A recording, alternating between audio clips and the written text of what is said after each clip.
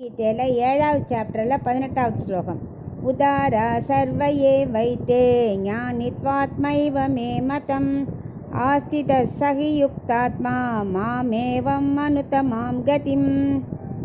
இப்போ 7வது சாப்டரில் 12 வரைக்கும் என்ன சொல்லிட்டு இருந்தார்? கண்ணன் தன்னோட பெருமையை சொல்லிட்டு இருந்தார். 13ல் ஏன் என்னோட பெருமையை புரிஞ்சிக்க மாட்டேங்கிறான்னா பிரகிருதி மறைக்கிறது, கர்மவினை மறைக்கிறதுன்னு சொன்னார். 14ல் அதுக்கு ஒரே வழி என்னை சரணாகதி அடையிறது தான் அப்படின்னு சொன்னார். 15வது ஸ்லோகத்தில் எந்த 4 பேர் என்னை ஆசிரியக்கதே இல்லைன்னு சொன்னார். 16ல் யார் யாரெல்லாம் என்னை ஆசிரியிக்கிறா அப்படின்னு சொன்னார். 17ல் அந்த 4 பேருக்குள்ளே எனக்கு ஞானிகளான பக்தாத்மாக்களை ரொம்ப பிடிக்கும்னு சொன்னார். இப்போ 18ல் என்ன சொல்கிறாருன்னா, பகவானை வணங்கி அவரையே ஆசிரியிக்காமல் சும்மா பக்தி செலுத்தாமல் தன்னோட ஐஸ்வர்யத்துக்காக பெருமாள் செவிக்கிறா பார்த்தியா, பரவாயில்ல, அவள் கேட்குறது நான் கொடுத்துருவேன், எடுத்துக்கட்டும். இந்த 4 வகைப்பட்டவர்களுமே வள்ளல்கள் தான். ஐஸ்வர்யார்த்தி, கைவல்யார்த்தி, பக்தாத்மா எல்லாரும் வள்ளல்கள் தான். ஏன்னா ஏதோ எங்கிட்ட பொருள் வாங்கணுங்கிறதுக்காக என்கிட்ட கை நீட்டுறாளே, சும்மா சாதாரண மக்கள்கிட்ட போய் கேட்குறத விட பகவான்கிட்ட கேட்டால் தான் கிடைக்குங்கிற அளவுக்கு அவள் தெரிஞ்சு வச்சுட்டு இருக்கா இல்லையா. ஸோ அவளும் வள்ளல்கள் தான்.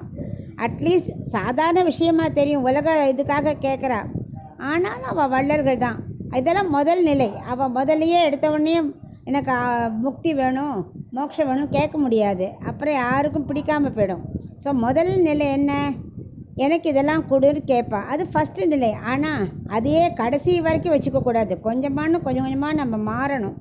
கடைசியிலையாவது இந்த பொருள்லாம் வேண்டாம், நான் ஒன்றை ஆசிரியக்கிறேன்ப்பா, எனக்கு மோட்சத்தை கொடுன்னு நான் சரணாகதி அடையணும். அவள் தான், அந்த ஞானிகள் தான் எனக்கு ரொம்ப பிடிக்கும். அவள் தான் என்னோட ஆத்மானே சொல்கிறார். அவளுக்கு நான் அந்தர்யாமியாக இருக்கிறது இல்லை, அவளே எனக்கு ஆத்மாங்கிறார். இது பொதுவாக எப்படின்னா, பகவான் தானே நம்ம ஆத்மாக்குள்ளே இருப்பார். அப்படி தானே ஆழ்வார்கள்லாம் பாடியிருக்கா, வேதத்தில் தான் அப்படி தான் சொல்லியிருக்கு. ஆனால் பகவான் இங்கே என்ன சொல்கிறாருன்னா, வேதத்துக்கு முரண்பாடாக தோன்றினாலும் பகவான் எதுக்காக சொல்கிறாருன்னா, அந்த அளவுக்கு அவள் என் கூடயே சேர்ந்துருக்குன்னு ஆசைப்படுறா இல்லையா. என்னை விட்டு அவளால் இருக்கவே முடியாது, இல்லாமல் அவள் உயிரோடு இருக்கவே மாட்டா. அதுதான் கண்ணன் சொல்கிறார். அப்படி என்னையே ஆசிரியிக்கிற ஆத்மாக்களை தான் எனக்கு ரொம்ப பிடிக்கும்.